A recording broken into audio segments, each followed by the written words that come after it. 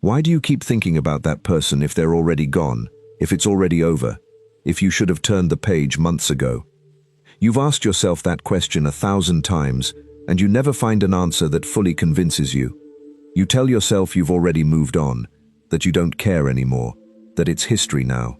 And then, without any warning, in the middle of a conversation with someone else, while you're driving, while you're trying to fall asleep, it comes back. An image.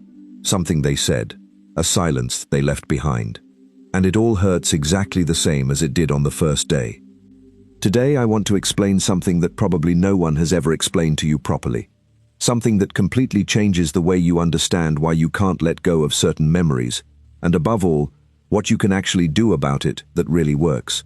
Because no, the problem isn't that this person keeps showing up in your mind.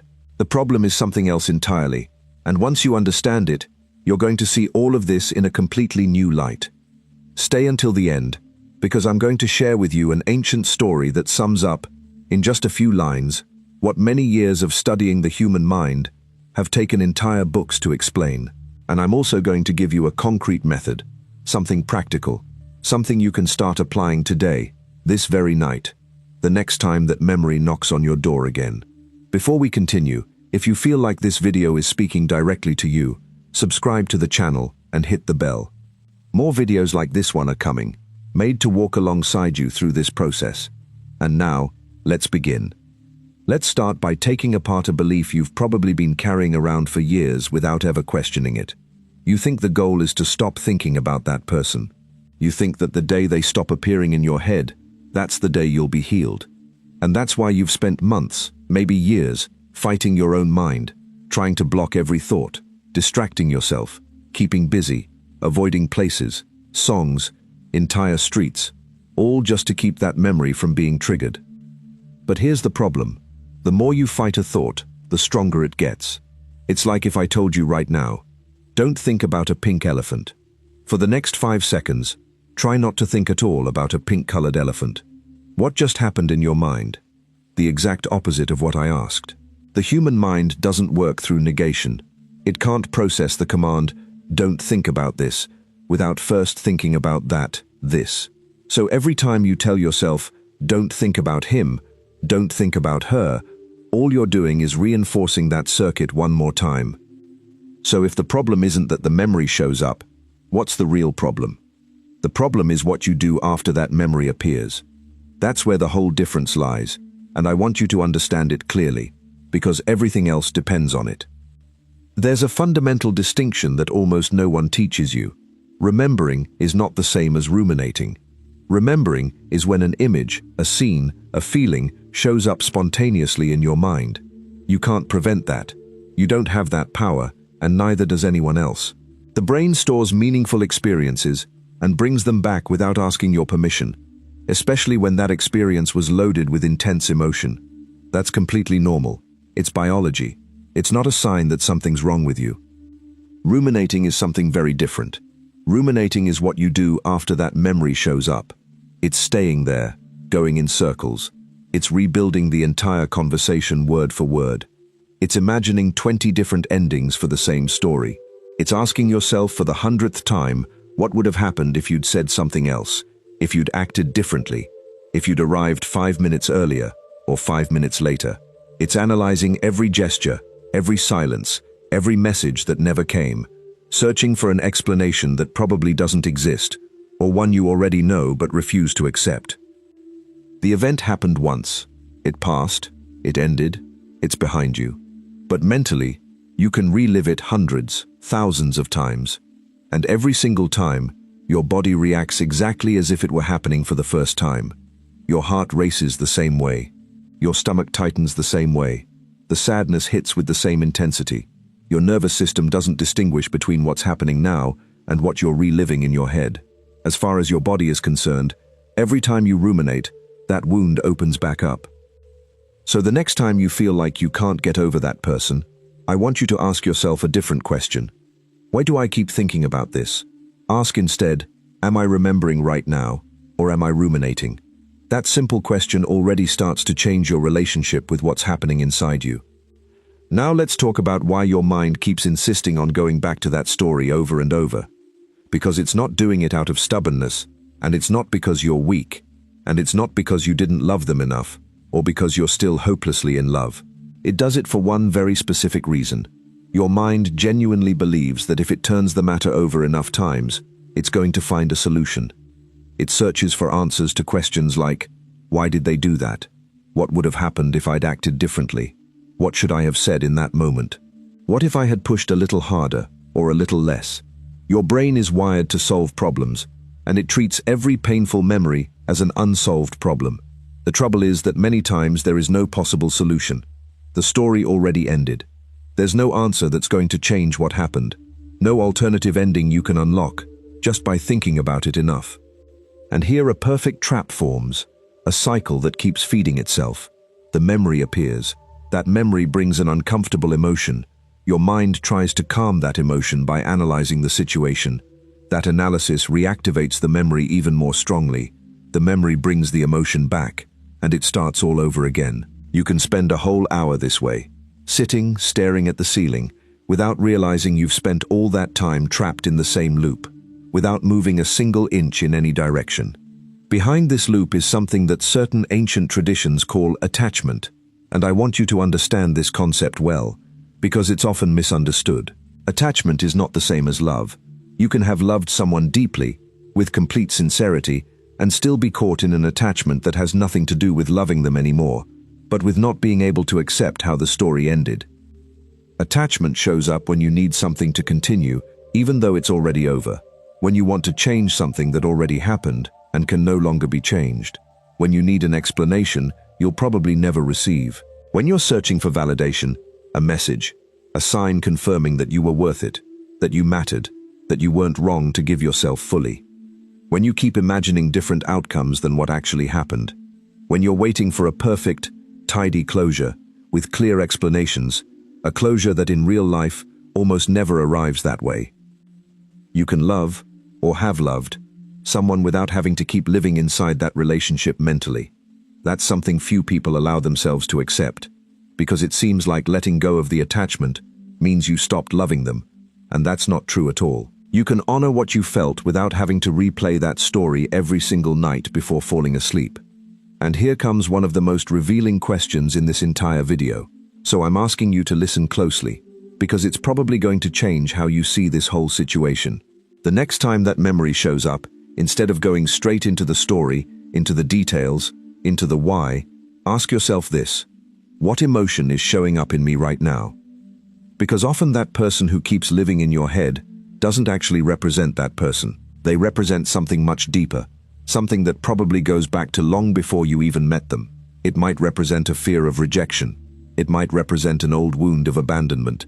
It might represent guilt, that feeling that you did something wrong and still haven't forgiven yourself.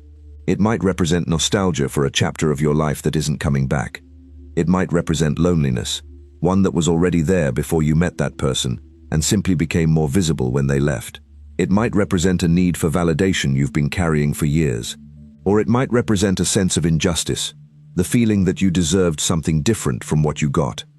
Once you understand this, the goal stops being simply forgetting someone, as if it were possible to erase a person from your memory through sheer willpower.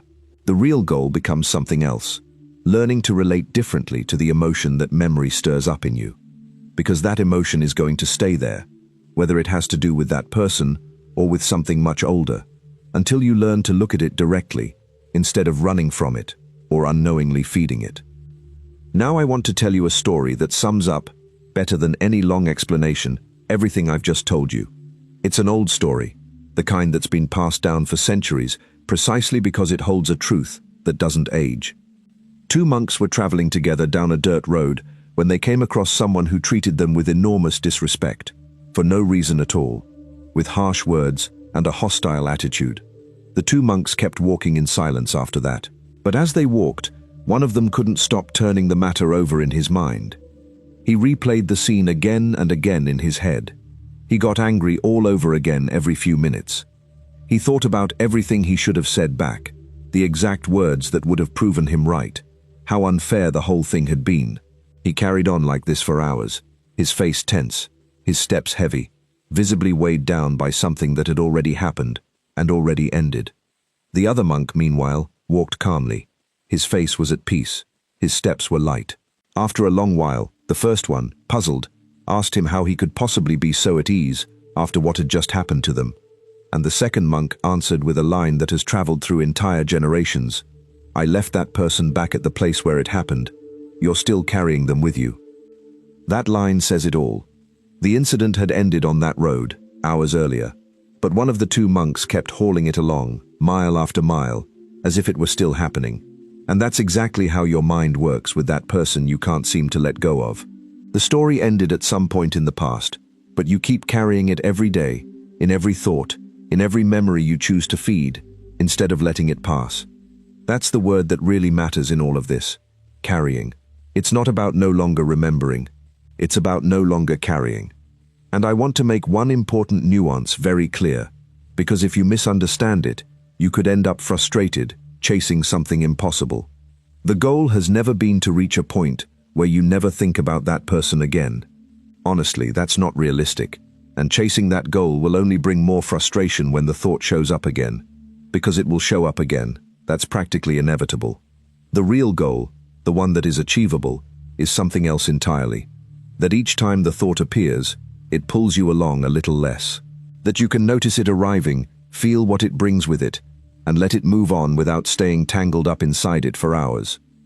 So stop asking yourself, have I fully gotten over this? Because that question has no clear answer, and will keep you permanently unsatisfied. Instead, start asking, am I carrying a little less of this than I was last week? That's real progress, measurable, honest. And that progress, even if it's slow, even if some days you feel like you're slipping back, is the only path that actually works. Now I want to give you something concrete, something you can use the next time that memory knocks on your door unannounced. It's not just another theory, it's a small method, simple, that you can start practicing today. The first step happens in the exact instant the memory shows up. Instead of letting yourself get pulled straight into the whole story, into the details, into the analysis, simply acknowledge what's happening. Tell yourself, silently or even out loud if you're alone, I'm thinking. That simple. This phrase, small as it seems, does something very powerful. It separates two things. Your mind tends to fuse into one. It separates, I'm having a thought, from, this thought is my current reality. Having a thought is not the same as being that thought. You are not the memory. You are the one observing it. The second step is bringing your attention to the body.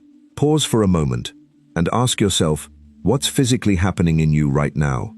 Do you feel pressure in your chest, a knot in your stomach, tension in your shoulders or jaw, something tightening in your throat? Did your breathing change, get faster or shallower?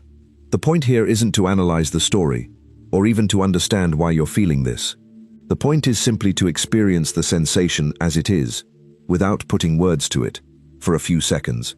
When you stop feeding the mental narrative and go straight to the body instead, a large part of the thought's power fades on its own. The third step is honestly reminding yourself that this belongs to the past. You can use a simple phrase, something like, this is a memory, not something happening right now. Or, also, in this exact moment, nothing bad is happening. Don't say it like some positive mantra, repeated without feeling anything. Say it for what it really is, a statement of fact. The past has already passed.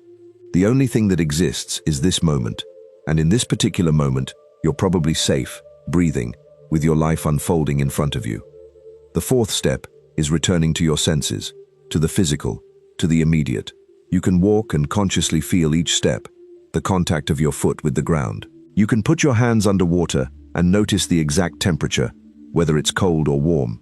You can pick up any object nearby and observe it closely, its texture, its color, its shape. The purpose of this step is simple, to shift your attention from the looping mental narrative to the direct experience of the present. The mind can't be fully trapped in the past and fully present in your senses at the same time. When you choose the second one, the first one naturally loses its grip. And the fifth step, maybe the most important of all, is to stop demanding that the thought disappear completely. Don't get frustrated if that person shows up in your head again tomorrow, or the day after, or a month from now. That doesn't mean you're failing, or that the method isn't working. or that you're stuck forever. It simply means you're a human being with a memory, and memory doesn't erase on demand. What you will start to notice, if you practice this consistently, is that each time, those thoughts last less, way less, pull you along less far. I want to pause for a moment on something that's easy to overlook in all of this. You don't have much control over what shows up in your mind. You should have accepted that by now. Thoughts arrive on their own, uninvited, often at the worst possible moment. But, and this is crucial, you do have control over the relationship you build with whatever shows up. That's where your real power lies, and it's a power very few people learn to use.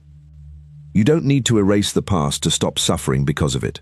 That, quite simply, isn't possible, and chasing it is chasing an illusion. You don't need to turn that person into someone completely irrelevant to your story, as if they'd never mattered at all. You don't need to stop feeling, force yourself into indifference, pretend nothing affects you anymore when inside it still hurts. The only thing you really need is to stop automatically feeding that mental circuit that switches on every time the memory appears. There's a phrase that sums up almost everything we've talked about so far, and I want you to take it with you, to repeat it whenever you need it, to turn it into an anchor the next time you feel that memory dragging you back to the same place as always. Thinking is inevitable. Carrying is not. Thinking about that person, for now, might still be inevitable. It might be for quite a while longer, and that's okay. But carrying that thought, dragging it around for hours, letting it steal the peace of an entire afternoon, letting it decide your mood for the whole day, that is optional. That's something you can start to change, little by little, practice after practice, day after day. Think about your own life for a moment. How many hours have you spent this past month carrying something that ended a long time ago? How many conversations have you rebuilt in your head that are never going to happen again in real life? How much energy have you poured into an ending that's already written and can't be rewritten no matter how many times you turn it over? Now imagine, even just for a moment, what you could do with that same energy if, instead of directing it toward the past, you directed it toward today, toward this week, toward the person you are now and the person you can still become. I'm not telling you to pretend it didn't matter, or to act as if none of it left a mark on you. That would be denying your own story, and denying your story has never healed anyone. What I'm telling you is that you can honor what you lived through, what you felt, even what you lost, without having to relive it in full every time your mind decides to bring it back. You can let that memory pass through you the way a cloud passes through the sky. You see it, you recognize it, and it keeps moving, without needing to stop it, without needing to climb on board and get stuck inside it. Remember the monk on the road. He didn't pretend the encounter never happened. He didn't convince himself that the disrespect hadn't affected him at all. He simply left it where it happened, at that exact point on the road, and kept walking with a light step. That's exactly what you're being invited to do today. Leave whatever already ended in the place where it happened, and keep walking through the rest of your life, which is still waiting for you, still moving forward, even when you sometimes feel like it stopped the day that story ended. The next time that memory knocks on your door, don't force it away, because that will only make it knock harder. Simply acknowledge it, feel it in your body, remind yourself it belongs to the past, return to your senses, and let go of the demand that it disappear forever. Over time, with practice, you'll notice something that might be hard to imagine today. That memory will still exist, somewhere in a corner of your mind, but it will stop having the power over you that it has now. And that day, even if you don't notice it all at once, you'll realize you've already been walking light for a while, no longer carrying what you let go of a while back, without even noticing, right there where it happened. If this video helped you understand something you'd been struggling to explain for a long time, tell me in the comments which part resonated with you the most. Sometimes, reading that someone else is going through the same thing you are helps more than we realize. Subscribe to the channel if you want to keep getting content that walks alongside you on this path, and hit the bell so you don't miss the next videos. If you made it to the end, comment "I made it," and I'll personally reply to you myself. And if this resonated with you, subscribe to be part of it, and hit like if you enjoyed it.